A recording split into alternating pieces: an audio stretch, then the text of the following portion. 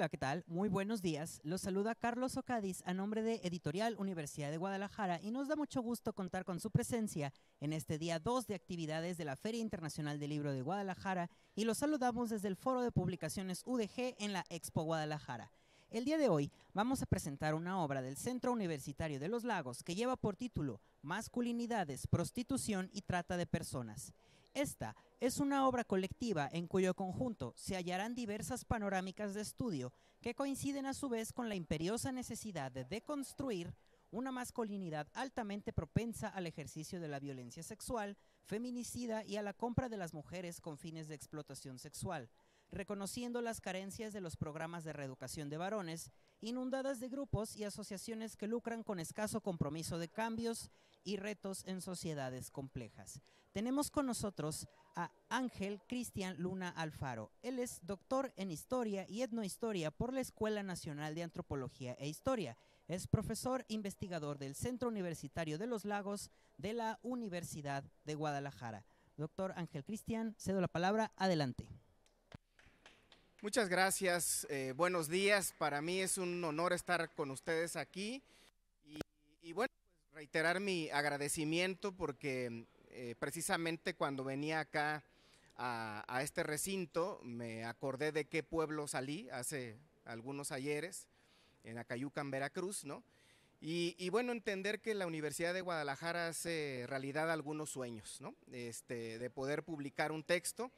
Este es el tercer texto que tengo el honor que me publique mi centro universitario y bueno, pues agradecer a la gente que ha hecho posible este sueño, ¿no? Esta posibilidad, y aquí están también pues mis amigos, mis colegas, mis estudiantes que han estado ahí editando y bueno, pues soportando también este proceso complejo que implica pues publicar un libro, ¿no? Entonces pues voy a platicarles a grandes rasgos cómo surgió este texto.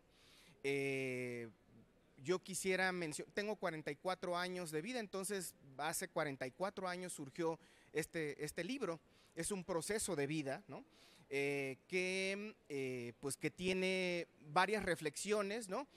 Y elementos que quisiera platicarles el día de hoy a grandes rasgos, ¿no? Entonces, pues vamos a hacer como una especie de clasecita, ¿no? Porque también pienso que la presentación de los libros no solamente es como cohetes bueno, y juegos artificiales o algo por el estilo, sino también hay que reflexionar en qué contexto salieron. Y bueno, pues tampoco es un texto que es fácil, ¿no? Comenzar a reflexionar con estos temas. Entonces vamos a plantear algunos elementos iniciales. Creo que se trabó un momento ahí la presentación. No sé si por ahí me podrían ayudar a continuar con este asunto de comenzar a avanzar un poco aquí con… Ok, perfecto, muchas gracias. Miren, primero les comento el índice a grandes rasgos. Son pocos los textos que conforman este libro, ¿no? En donde participan diversas personalidades a nivel nacional y latinoamericano, ¿no? Comenzamos ahí con una reflexión de mi parte, ¿no? Algunos elementos de introducción con este tema, y propongo un proyecto de investigación sobre prostitución en Jalisco desde los estudios de género de los hombres. Más adelante, la doctora Rocío Córdoba y el maestro Emilio Espronceda, desde la Universidad Veracruzana, plantean el tema del trabajo sexual como actividad económica de refugio, en el caso de Jalapa, ¿no? Ya saben que a la fecha seguimos teniendo muchos gobiernos que tienen un discurso supuestamente de izquierda, de mejora, de condiciones de vida, ¿no? Pero sí, ¿por qué benefician con el discurso del trabajo sexual, ¿no? Y bueno, pues principalmente somos los hombres, ¿no? Los hombres en calidad de un concepto que manejo yo en este texto, llamados prostituyentes, ¿no? Que son los hombres que pagan por violar mujeres, ¿no? Bueno, con la venia del Estado, ¿no? Del Estado mexicano. Más adelante abordamos el tema de amor y esclavitud sexual en el México actual, el tema del robo de la novia, ¿no? Un mecanismo de reclutamiento para prostituir mujeres. Esto lo aborda un especialista en el estudio de la trata de personas, ¿no? Que sería el doctor Óscar Montiel Torres. y un estudiante que también ha ganado algunos premios sobre estos temas. Más adelante es el maestro Sergio Antonio Aguilar Zamudio, quien aborda los prostituidores y dominación masculina en el contexto de la explotación sexual. Posteriormente, el trabajo de Roxana Rodríguez Bravo, no es mi padrote, es mi marido. Fíjense que el texto que aborda Roxana me parece muy valioso, ¿no? En el sentido de reflexionar cómo muchos esposos de mujeres en situación de prostitución son al mismo tiempo sus padrotes, ¿no? Y es algo que creo que podemos ahí profundizar sobre este tema, ¿no? Y cerramos con broche de oro con el trabajo de dos doctores que provienen de Argentina, ¿no? Del consumo de la pornografía al consumo sexual, un enfoque desde las humanidades, ¿no? Entonces, eso es algo que valdría la pena ir revisar, y eso es lo que contiene este texto, ¿no? Y lo que yo les invito a reflexionar. Pero miren, podemos pasar la página sobre lo que… Yo no les voy a hablar tanto de lo que viene en el libro, para eso está el libro y ustedes lo pueden leer, desde luego, ¿no? Yo voy a aprovechar, ya que están aquí ustedes, a platicarles sobre el tema y a ver si puedo mover algunos tapetes y podemos reflexionar sobre este tema. Si me ayudan con la siguiente diapositiva, yo les voy a agradecer, y si no, pues voy a intentar aquí. Ahí está. Ya me di cuenta que yo tengo el poder por primera ocasión en mi existencia. Bueno, este trabajo es antropológico, ¿no? Nosotros no abordamos estadísticas. No es que no nos importen los números, ¿no? Nos importa la simbología que representan los números, eso sí, ¿no? Y en ese sentido, entonces, consideramos que nuestro saber es una ciencia social que analiza las culturas, ese es nuestro episteme, ¿no? La antropología se encarga esencialmente de preguntar quiénes son los otros, quiénes son las otras personas, ¿no? Y nos acabamos dando cuenta que la otredad la definimos desde la mismidad. Por eso es interesante comenzar a reflexionar cómo le entra un hombre a estudiar prostitución, ¿sí? Como beneficiario, ¿no? Como una persona que puede violar directamente a alguien pagándole, ¿no? Y justificando eso, ¿no? O bien interrogándote desde una posición más crítica, ¿no? En este sentido, entonces, nuestro trabajo es netamente cualitativo. Los capítulos que están abordados en este texto tienen que ver con estos elementos, ¿no? Y entonces nuestro trabajo es empírico, ¿no? Y nos preguntamos ante todo, ¿por qué lo hace la gente, ¿no? ¿Por qué tiene esta motivación, ¿no? Entendemos entonces desde el fondo de este trabajo, ¿no? Que tiene mucho que ver con el proceso de educación, aquello que nosotros aprendemos desde casa, ¿no? Y cómo vamos naturalizando la idea de que si tenemos lana podemos comprar una mujer para someterla, digamos, para una práctica sexual, ¿no? Hacemos trabajo de campo, hacemos etnografía, entrevistas, tomamos fotografías, etcétera, ¿no? Y este último aspecto hay que también rescatarlo, ¿no? No tenemos una cobertura, digamos, ¿no? Y tenemos que ir haciendo una serie de malabares y de tragafuegos y otro tipo de circunstancias en los escenarios de prostitución, en donde también desde luego hay narcotráfico y también pues estos elementos de compraventa de armas y otras cuestiones más, ¿no? Que es lo que está ahí presente, ¿no? ¿Cómo son las políticas antitrata en México y en el mundo? Bueno, aquí puse dos imágenes y espero que sean lo suficientemente alusivas para poder reflexionar. Me parece que son muy similares a lo que estamos observando aquí, ¿no? Iba yo a decir un lugar de donde yo estoy viviendo, pero no lo voy a mencionar, pero puedo decir que en otras partes, por ejemplo en China, o en otros planetas quizá, ¿no? La gente se le ocurre siempre, nuestros gobernantes, ¿no? Repellan, le ponen un poco a los baches, ¿no? Y sabemos que 2 meses después se vuelven a destapar, ¿no? Jamás hay una intervención que tenga que ver con la problemática estructural, social, ¿no? Y eso no solamente pasa con el tema de trata, ¿no? Pero hoy vamos a abordar este asunto, ¿no? Además, déjenme decirles que como antropólogo, ¿no? Estuve yo interrogando esta circunstancia y en el país no se exige un perfil para que el funcionario cubra la problemática de son designaciones políticas, ¿no? No hay preparación, no hay una exigencia curricular sobre esto, ¿no? Y lo cubre cualquier persona, ¿no? El primo, el hijo, el amigo, etcétera, ¿no? Entonces, haciendo un balance desde lo que es el norte del país hasta Tapachula, Chiapas, ¿no? No existe gente que tenga un perfil, cursos o demás que pueda abordar la problemática de trata, ¿no? Solamente se dedican a administrar el problema 3 años o 6 años, ¿no? Lo que dure el gobierno, y se concluye pues la gestión, pero jamás hay el destapar toda la carretera para volverla a hacer nueva. Eso no existe en nuestro país, y a eso habrá que anexar que ningún hombre de nuestro país le quiere entrar propiamente al tema específico de la responsabilidad que debemos de asumir los varones en materia de trata y prostitución, por lo menos en el caso mexicano. Muy bien. ¿Qué hacemos entonces en México? ¿Prohibir, regular o abolir la prostitución? En el trabajo que estamos presentando nosotros, nos asumimos como hombres y mujeres abolicionistas de la prostitución, ¿no? Es decir, no nos interesa estar haciendo políticas que tengan que ver con la subsistencia inmediata, pues en este caso pues de mujeres o de hombres, ¿no? Realmente, ante todo, buscamos que entonces las mujeres que tienen en esta circunstancia, si en algún momento quieren tener un encuentro de carácter sexual con quien quieran, sea porque realmente lo desean y no porque necesitan el dinero, ¿no?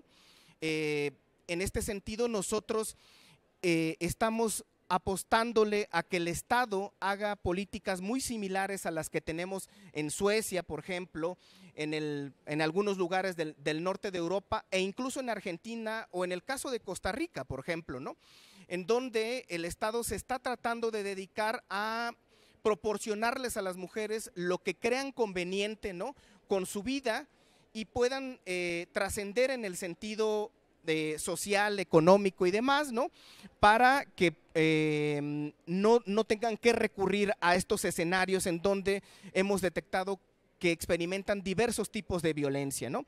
En este sentido, entonces, no apostamos a una persecución y criminalización de la prostitución, tampoco nombramos o apostamos al trabajo sexual, pero sí nos agradaría, ¿no? Y sí abonamos a la idea de que se transforme la estructura y podamos erradicar el sistema proxeneta, feminicida y prostituyente que vive en casi cualquier hombre o en un gobierno promedio, ¿no? Bien, ¿a quién beneficia la aceptación y promoción del trabajo sexual? Nos interrogamos en este texto, pues obviamente a los hombres prostituyentes, ¿no? ¿Qué son y qué significan las zonas de tolerancia y giros negros? Fíjense qué interesante, ¿no? En los centros históricos, ahí sí pueden andar las mujeres bien, ¿no? Pero las mujeres, como mencionamos y como menciona también Óscar Montiel en su texto, las mujeres que desde la reflexión antropológica, ¿no? Las escuchamos y las vemos en las frases, ¿no? De los pueblos, las mujeres echadas a perder, ¿no? Las mujeres que ya salieron con su domingo 7, ¿no? Las mujeres que ya no llegan puras, castas y vírgenes ante el altar, ¿no? ¿Qué fines tienen en nuestro país? Pues regularmente se anexan a los ejércitos, a las grandes pues escenarios, ¿no? Pues de la vida en situación de prostitución, ¿no? El consumo de cuerpos como campos de concentración, como lo menciona Sonia Sánchez en sus textos, ¿no? En uno muy importante denominado Ninguna mujer nace para puta, ¿no? Nos atrevemos a cuestionar también pues el escenario que actualmente está tan en boga, ¿no? Y sobre todo los 2 años pasados sugiere un ingreso interesante a muchas mujeres, OnlyFans, ¿no? Se puede elegir cuando ya te eligieron. sería otra interrogante en este escenario, ¿no?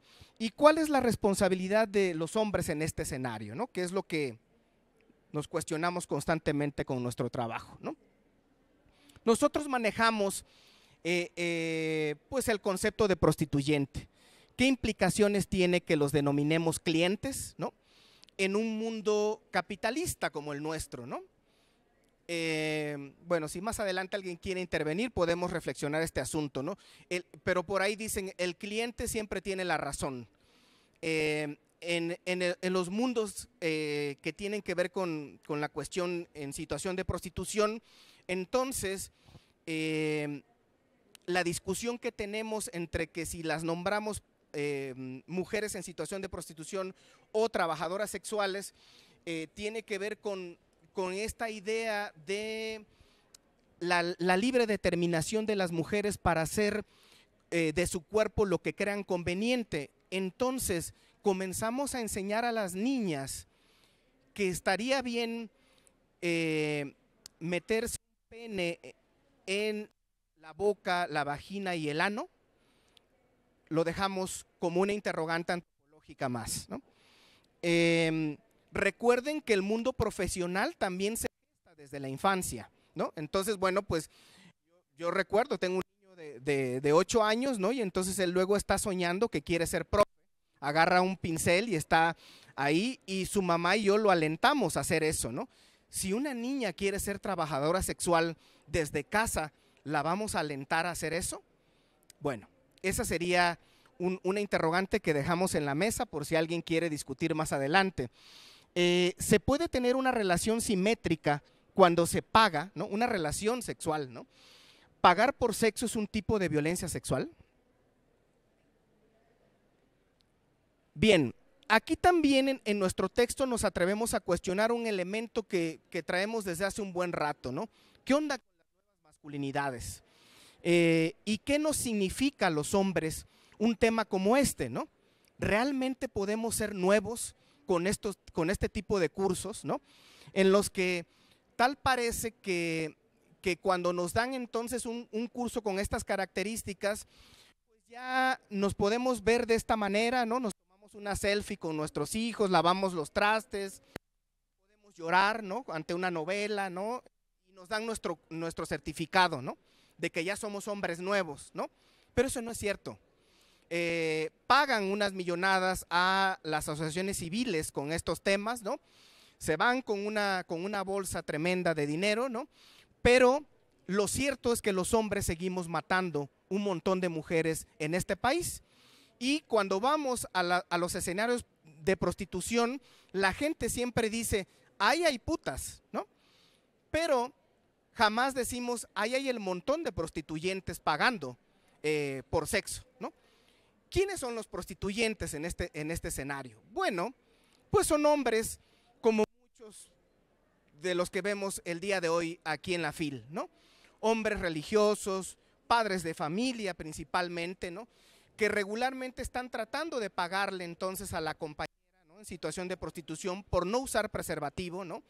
Y llevan alguna infección de transmisión sexual regularmente a casa, ¿no? Sabemos en el caso jalisciense entonces que cada vez hay más hombres y mujeres, pero sobre todo muchas mujeres, ¿no? Que desempeñan el trabajo doméstico, ¿no? Pero bueno, pues que lamentablemente se les ha transmitido VIH por su compañero, ¿no? Y esos son los escenarios que está produciendo pues el tema que nosotros estamos abordando, ¿no?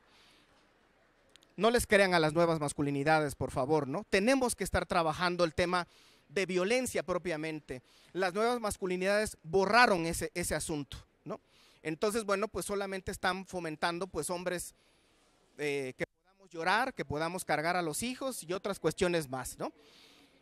¿Los hombres podemos cambiar? ¿No? Es como la pregunta del millón, ¿no? Sí, siempre y cuando comencemos a asistir a terapia y a grupos de reeducación. No tenemos de otra, ¿no? Ninguna religión, ¿no?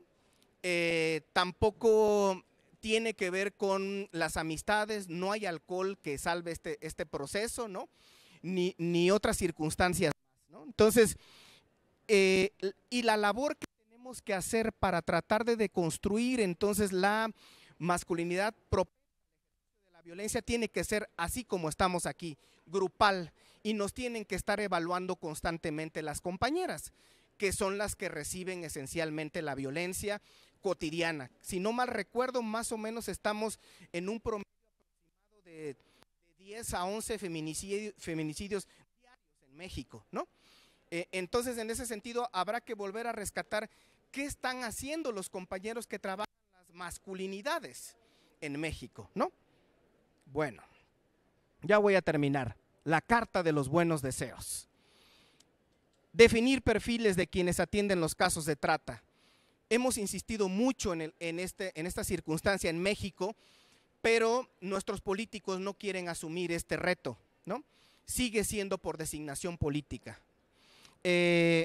Convocar a plazas públicas por concurso, ¿no?, sobre estos temas, la evaluación constante sobre nuestra salud mental, y eso no solamente tendría que ser para los funcionarios, sino también para los profes, ¿no?, y para los líderes universitarios y para toda la gente, sobre todo para los hombres, ¿no? La capacitación tiene que ser vivencial, ¿no? No son 2 horas, no tiene que ser 20 minutos, ¿no? Tiene que ser para toda la vida, ¿sí? La trata de personas no solo se tendrá que atender con abogados, trabajadores sociales o incluso gente de policía o psicología, también la gente especialista, antropólogos, antropólogas, historiadores, historiadoras, sociólogos, etcétera, etcétera. ¿Por qué? Porque para atender los casos de trata se necesita hacer análisis de la cultura, ¿sí? Y además se tiene que hacer intervenciones muy específicas. No es lo mismo los escenarios de trata de personas que existen en el caso de Tlaxcala, por ejemplo, a lo que puede existir en el caso de Jalisco con el montón de estéticas masculinas, imagínense cómo se llaman, ¿no?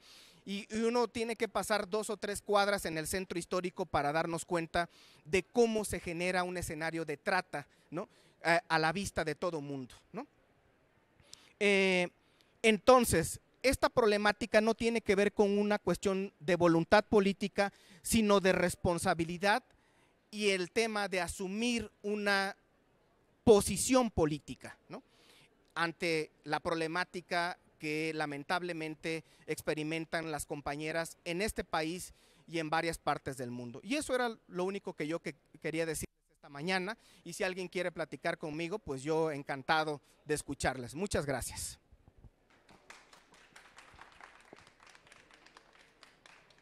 A continuación, abrimos este espacio para preguntas, comentarios y reflexiones. Muy buenos días, qué gusto tenerlo aquí con nosotros compartiendo. Mencionaba al inicio que hacían trabajo pues empírico, ¿no? Trabajo de campo, muy propio de la etnohistoria, ¿no?, que es su rama. Me preguntaba yo cómo lidian con la cuestión de la seguridad, porque me imagino que obviamente pues este problema es delicado, entonces yo me preguntaba cómo se atreven o cómo lidian con esas cuestiones en las cuales ellos también ven vulnerada incluso su seguridad personal, ¿no? Fer, haces la pregunta del millón. Siempre que voy a un evento como este, siempre me preguntan este asunto, ¿no? Y tengo que confesar que cuando inicié este tipo de labor, pues era muy salvaje, ¿no? No es que ya no lo sea tanto, ¿no? Pero en un principio iba yo como, esta es una frase que a lo mejor tú no ubicas, pero la gente de mis tiempos sí, ¿no? Yo me aventaba como el borras, ¿no?, a hacer la chamba, y ya de ahí me iba dando cuenta que el que estaba al lado de mí pues, es un tratante, ¿no?, un proxeneta. Además el sistema proxeneta pues es muy complejo, ¿no? Son meseros, son dueños de hoteles, ¿no? Luego a veces a lugares donde yo me hospedaba, pues ahí mismo se hace este tipo de negociación, ¿no? Meten niñas, etcétera, ¿no? Entonces, nosotros vamos entendiendo, ¿no?, que la mejor manera de no tener problemas es evitándolos. Interpretamos entonces que hay escenarios en donde no tendríamos que meternos, pero definitivamente esta labor no la puedo hacer si no lo hago acompañado de mi esposa. No es que ella vaya al escenario, ¿no? Pero siempre mando mi ubicación, ¿no? Así como con mis colegas. Hacemos una red de trabajo y estamos siempre informándonos, porque el Estado no nos protege, ¿no? Porque además hacer este tipo de estudios acaba siendo, fíjense que el narco y la delincuencia organizada de otro tipo, ¿no? Porque a veces el mismo Estado también lo es. Habría que rescatar que casi siempre los usuarios de este tipo de servicios son funcionarios de gobierno, ¿no? Entonces, ¿a qué palo te arrimas? Dirían en mi tierra, ¿no? ¿A qué sombra buscas, ¿no? Entonces, la única alternativa que sigue existiendo, y yo quiero volver a rescatar este asunto, el último bastión que me parece todavía valioso y de alguna manera ético en nuestro país es la academia, de la cual formamos parte la mayor parte de gente que está aquí sentada, ¿no? Por eso vamos a la universidad y por eso defendemos nuestra UDG, ¿no? También aquí querían hacer uso de la palabra. Gracias. Bueno, antes de entrar a la complejidad de las masculinidades, me gustaría mucho, si fuera posible, que nos respondiera algo más básico, que por el tipo de audiencia con el que estamos, porque es domingo familiar y estaría muy bueno que se acercaran más las familias. ¿Por qué hay prostitución y trata de personas? Explicado desde de la corporalidad y explicado desde del objeto mercantilizado que es el cuerpo. Bueno, pues le agradezco mucho la interrogante y la respuesta también será simple, porque los hombres podemos. Y de esa forma la cerramos. O sea, es simple la respuesta, pero la profundidad es triste y dramática, compañera, ¿no? Mientras los hombres se nos naturalice la idea de que cada vez que se nos antoja o tenemos una erección, ¿no?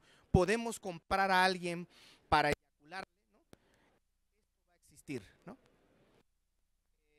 Y esto lo aprendemos desde casa. Entonces, mucha gente toma en cuenta esta circunstancia.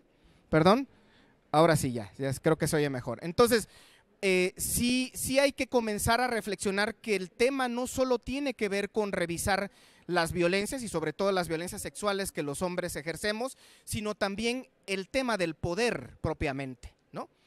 El poder en el sentido estricto, como diría Michel Foucault, no es negativo, también hay poder para bien. Entonces, ¿cómo estamos utilizando el poder los hombres? ¿Sí? Y muchos hombres lo están utilizando para someter niñas, niños, adolescentes y mujeres, ¿no? Con fines sexuales. ¿Cómo reconfigurar esto, no? Bueno, espero que después me sigan invitando, pero hemos sacado un texto para intervenir y crear programas, programas de intervención con hombres que ejercen violencia en el estado de Jalisco. Y estamos comenzando a implementarlo en este estado, ¿no? Estamos comenzando a trabajar de manera gratuita, ¿no? Y eso es lo más interesante, compañera. Siempre las mujeres como tú y otras más tienen la apertura de que nos insertemos, pero los hombres siempre ponen el stop. Ay, qué bonito trabajo, qué bonito libro, ¿no? Un día de estos te llamamos, ¿no? Entonces, bueno, pues vamos a seguir apoyándonos de ustedes, ¿no? Para insertarnos en el trabajo que urge, ¿sí? Creo que el compañero quiere preguntar algo. ¿También? No sé si todavía hay chance. Sí, todavía hay tiempo para alguna pregunta. ¿Quién quería tomar la palabra? Ah, perfecto. ¿Qué tal? Yo quería preguntarle con respecto a la cuasilegalidad de ciertos negocios negros, sobre todo que es un fenómeno que yo no he visto en otra parte del país, que son las estéticas masculinas. Digo, ¿cómo es posible que estas existan donde todo el mundo sabemos que son locales, a plena calle, a plena luz, para la prostitución de mujeres, y con qué legalidad pueden existir y no es que la cierran siendo tan evidente el giro al que trabajan? Están dadas de alta como centros de salud corporal, compañero. Legalmente cuando entras a estos escenarios, hay una pequeña pancarta que dice, pedicure tanto, corte de cabello tanto, masaje para reducir quién sabe qué tanto, ¿no? Entonces, la fachada existe, de la misma manera que está en el caso de Puerto Vallarta, por ejemplo, ¿no? Pero, como bien dices, todo mundo sabe a qué se dedican en estos escenarios. En ese sentido, lo interesante sería interrogarnos qué está haciendo el Estado y cómo está haciendo el juego para que se presenten estos escenarios en donde de manera regular también podemos encontrar mujeres menores de edad, ¿no? O gente que incluso es de otras partes del país, porque la trata está también relacionada con la cuestión también migrante, ¿no? Entonces, sigue siendo esta problemática, y por eso yo trataba de cerrar mi presentación el día de hoy, en donde todavía no estamos viendo un Estado que tenga una responsabilidad social y política, ¿no?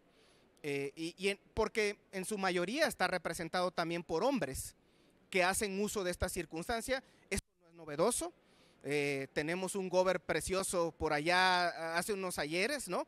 Y que por ahí anda y se van a otros países a esconderse y demás, ¿no? Entonces, yo creo que aquí sigue siendo un problema y un gran pendiente. Los hombres no estamos haciendo prácticamente nada para parar esta cuestión. Solo estamos siendo testigos mudos de una circunstancia que hace falta también asumir acciones, ¿no? Estamos siendo cómplices, ¿no? Junto con el Estado. No sé si alguien más quiera preguntar algo. Sí, tenemos todavía unos minutos más para hacer reflexiones finales y cerrar esta presentación. Aprovechamos que la compañera…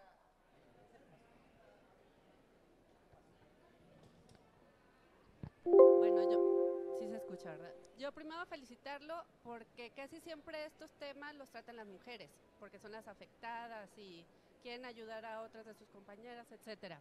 ¿Puedes escuchar? ¿Ya? Ahí va. Sí, es súper fuerte. No, quería felicitarlo porque los temas regularmente los tratan las mujeres y ver el punto de vista de un hombre es muy interesante. A mí me gustaría saber cómo llegó al tema, o sea, y si seguramente el público siempre más receptivo son las mujeres, pero no sé cómo los hombres reciben esta información, o sea, me gustaría saber. Pues fíjese que también hace una pregunta muy valiosa en el sentido de que no nos damos cuenta de este escenario. Cuando yo comencé a hacer trabajo de campo en 2011, recuerdo que una cosa que yo practicaba antes de salir de los moteles donde yo me hospedaba para ir a los centros nocturnos y hacer trabajo de campo, pues yo me observaba en el espejo, ¿no? Para crear un alter ego que tenía otro nombre y otros elementos más y poder sobrevivir y no me identificaran según yo y mi debraye, ¿no? Antropológico, ¿no? Que además era recomendación de mis maestros, ¿no? De que hay que crear otro elemento para que no te cachen en la maroma, ¿no? Sobre todo en un escenario como estos, ¿no? Con un protocolo de ética y demás cuestiones, ¿no? A la cuarta ocasión que yo lo intenté hacer, acabé dándome cuenta que en realidad yo no estaba haciendo algo artificial, era yo. Y me identifiqué como un prostituyente también. Y comencé a trabajar con otros hombres, ¿no? Antropólogos también, y comenzamos a juntarnos desde el estado de Tlaxcala, ¿no? Y a darnos cuenta que para entrarle a estos temas primero tenemos que trabajarnos a nosotros mismos, ¿no? Como prostituyentes, como feminicidas, como violadores, ¿no? En potencia, digamos, ¿no? Entonces, los hombres que le queremos entrar a estos elementos tenemos que pasar por un proceso terapéutico, ¿no? Y estar constantemente revisándonos. De lo contrario, entonces vamos a acabar siendo como muchos políticos, ¿no? Que dicen, no se debe de hacer esto, ¿no? Y en lo oscurito acabamos haciendo otros elementos, ¿no? Entonces, me parece que este es un elemento y la otra cuestión tiene que ver con la paternidad. La paternidad, cuando me llega hace 8 años, me sugiere, como yo lo menciono al inicio de este libro, ¿no? Yo dedico este texto a los hombres de mi vida que me enseñaron muchos elementos, pero que yo no quisiera volver a ellos, ¿no? La paternidad que me enseña mi padre, mi abuelo, ¿no? Y todos los hombres que me han rodeado no me sirve de nada, ¿no? No me es útil, tuve que entrar en crisis, ¿no? Además de desarrollar varias crisis de ansiedad y de depresión y demás cuestiones para poder salir, ¿no? Y entender que si no me trabajo, ¿no? Y si no comienzo a deconstruir mi masculinidad propensa a todos estos elementos, pues no tiene caso, ¿no? Entonces, yo no salgo de casa a presentar ninguna conferencia, ni esto que estoy haciendo acá, si no me estoy revisando con mi esposa y mi hijo constantemente. Y eso lo hacemos algunos que trabajamos estos temas, ¿no? De lo contrario va a pasar como aquel académico psicólogo, ¿no? Que no nombraré, no plantearé ahí su nombre, ¿no? Pero sí habrá que rescatar que un gran especialista de violencia contra infancias, ¿no? Resultó uno de los líderes más importantes de una red de trata de niños en Argentina. Entonces, eso lo aprendimos muy bien en el sentido de la necesidad de revisarnos todos los días, todo el día. Eso hacemos, esa es la chamba. La chamba no solamente es dar clases, preparar eso, ¿no? Es prepararnos y traer la cabeza lo más saludable posible. ¿Algún otro comentario?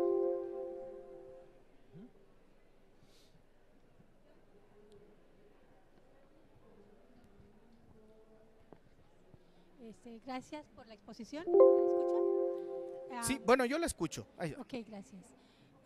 Estoy entendiendo entonces que finalmente los abusos, la prostitución, la trata, tiene que ver con la educación que tienen los hombres a raíz desde su casa y en los primeros años de vida. ¿Por qué si ustedes tienen todo este conocimiento, qué han hecho o cómo se lo han hecho llegar al Estado para que desde las aulas y desde las familias se les dé a los niños ese conocimiento para que cuando van creciendo tengan el respeto hacia la mujer? Bien, ay, perdón, una disculpa. Es un trabajo hormiga, compañera, de muy poco a poco, porque lamentablemente un solo hombre no puede hacer todo, ¿no? Hay algunas redes en el país, en el continente, ¿no? Nos juntamos 5 o 10 hombres, ¿no? Pero otros hombres nos paran. Algunos simplemente no escuchándonos y otros de manera violenta, ¿no? Desde luego que ningún hombre va a querer que nosotros nos insertemos en un escenario, ¿no? En donde comencemos a recomendar que ese hombre pues se le tenga que amonestar por el acoso, el hostigamiento y otro tipo de elementos. Habría que rescatar un elemento positivo. El caso de la Universidad de Guadalajara por lo menos tiene unos meses intentando un proceso en el cual cada centro universitario tendrá una posibilidad de reeducar a los varones que ejercen violencia institucional, violencia de género. Pero necesitamos que estas cuestiones también se comiencen a replicar desde el Estado, desde los gobiernos, y no solamente hablo del gobierno de Jalisco, pero para eso necesitamos que la misma ciudadanía comience a elegir a sus representantes y que ejerza el verdadero poder ciudadano en el escenario de la democracia, para que también revise que sus representantes no tengan esta problemática. No sé si se acuerda usted, pero en el caso de Guerrero propiamente se logró que un tipo aspirante a gobernador se anulara por la circunstancia que tiene encima, ¿no? Ahí sigue todavía, ¿no? Y puso a su hija. Eso lo tenemos que comenzar a cambiar y creo que la ciudadanía tiene el poder para hacerlo. La academia no lo puede resolver todo, ¿no? Ahora, desde la propuesta que nosotros tenemos, bueno, tenemos textos gratuitos que pueden ser bajados en internet, y si usted me convoca y otras personas más o una familia, yo voy, ¿no? así como lo puede hacer muchas personas más, y de la misma manera estamos preparando nuevas generaciones de estudiantes para que eso lo resuelvan también y sensibilizarles, ¿no? Trabajamos con la utopía y avanzamos con ella. Muy bien, dado que está fluyendo muy bien el diálogo, todavía tenemos 5 minutitos más si alguien quiere hacer algún comentario adicional. Muchas gracias. Bueno, muchísimas gracias. Felicidades, doctor, por la publicación de este libro. Son reflexiones muy importantes para todos nosotros. A nombre de Editorial Universidad de Guadalajara, les queremos agradecer por su presencia en este foro de publicaciones UDG en el contexto de la Feria Internacional del Libro de Guadalajara. Y aprovechaba este espacio antes de cerrar para invitarlos a algunas cosas. En primer lugar, a que nos sigan en nuestras redes sociales, Facebook, Twitter, Instagram y YouTube como Editorial UDG. En el canal de YouTube podrán encontrar la grabación de esta presentación y de todo el programa de presentaciones de FIL.